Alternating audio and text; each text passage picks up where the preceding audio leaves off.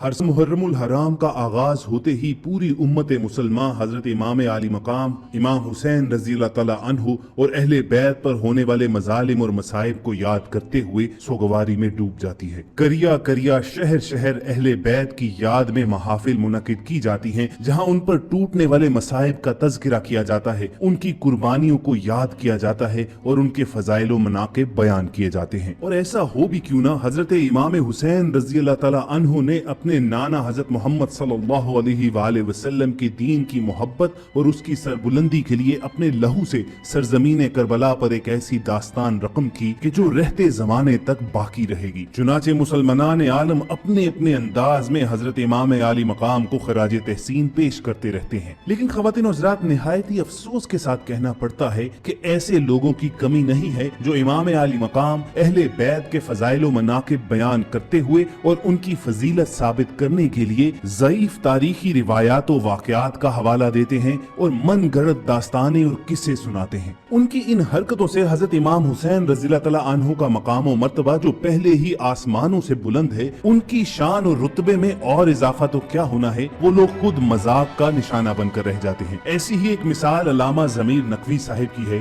कि लगभग 1 या 2 साल पहले उन्होंने एक वाक़या बयान किया कि नेपाल में हजरत इमाम आली मकाम की याद में मातम करते हुए वहाँ पर लड़के खुद को छुरियां मारते मारते मर जाते हैं और फिर शाम होती है तो वो जिंदा होते हैं और अपने घरों को लौट आते हैं। उनकी इस तकरीर पर खासी बहस भी हुई थी और उन पर तनकीद करने वालों में ना सिर्फ जय्यद उलमा बल्कि शिया मसलक को फॉलो करने वाले संजीदा मिजाज लोग भी शामिल थे कि इन्होंने जिक्र अहले बैत को एक मजाक बनाकर रख दिया है। लेकिन शायद अल्लामा ज़मीर अख्तर नकवी साहिब ने इन समझाने वालों की तनकीद की, इनकी नसीहत की जर्रा बराबर परवाह नहीं की है और इस बरस एक और नया वाक़या लेकर वो हाजिर हो गए हैं और इस मर्तबा उन्होंने ये मौजज़ा चीन में दिखाया है। चीन के बारे में वो क्या फरमाते हैं, उन्हीं की जुबानी इस मुख्तसर से क्लिप में सुनिए। चाइना करीब के, नेपाल के करीब के मुल्कों में हूं अभी मैं, अगर चाहूं तो एक एक मुल्क बताता चला जाऊं। चाइना,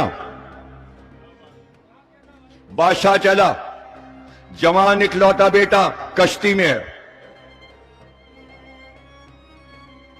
बेटा गिरा समंदर में, गर्क हो गया। समंदर में से तो नहीं निकल सकता, समंदर जिसे खा जाता है खा जाता है।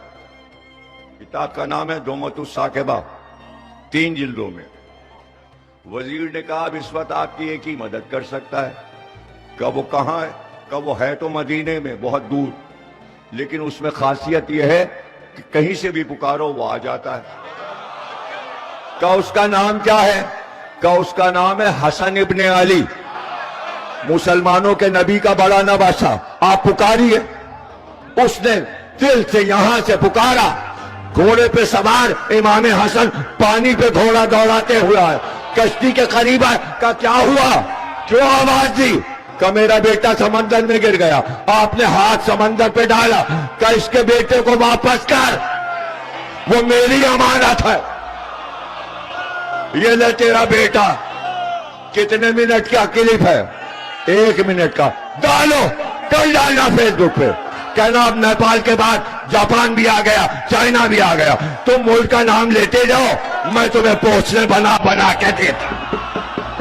दोस्तों, अब जबकि आपने ये वाकया सुन लिया है तो एक सेकंड आपको रोककर आपकी तवज्जो एक अहम नुक्ते की तरफ मबजूल करवाते हैं। आपने देखा इस क्लिप में कि ज़मीर नकवी साहिब चीन में होने वाले इस वाकये को हजरत इमाम हसन रज़ी अल्लाह तआला अन्हु से मंसूब करते हैं। एक दूसरी मजलिस का आपको दिखाते हैं कि जिसमें वो यही वाकया इसी हवाले के साथ हजरत इमाम हुसैन रज़ी अल्लाह तआला अन्हु से मंसूब कर रहे हैं। तो ख़वातीन हज़रात, अब आप ही बताइए कि इस सब से क्या मतलब लिया जाए। ये वीडियो बनाने का मकसद किसी को गलत साबित करना या किसी पर तनकीद करना नहीं है, बल्कि सिर्फ और सिर्फ ये जानने और समझने की कोशिश करना है कि आखिर क्या अमर माने है कि अहले बैत की शान में हजरत इमाम हसन, हजरत इमाम हुसैन रज़ी अल्लाह तआला अन्हु की कद्र व मंजिलत बयान करते हुए सही मोतबर और मुस्तनिद रिवायात का सहारा लेने की बजाय इन मन गढ़ंत किस्से कहानियों को सुनाया जाता है। नूरे चश्मे बतूल की फजीलत के बारे में इससे बड़ी दलील और क्या हो सकती है कि रसूल करीम सल्लल्लाहु अलैहि वसल्लम ने फरमाया कि हसन और हुसैन जन्नत के नौजवानों के सरदार हैं। इसी तरह एक और जगह पर आपने फरमाया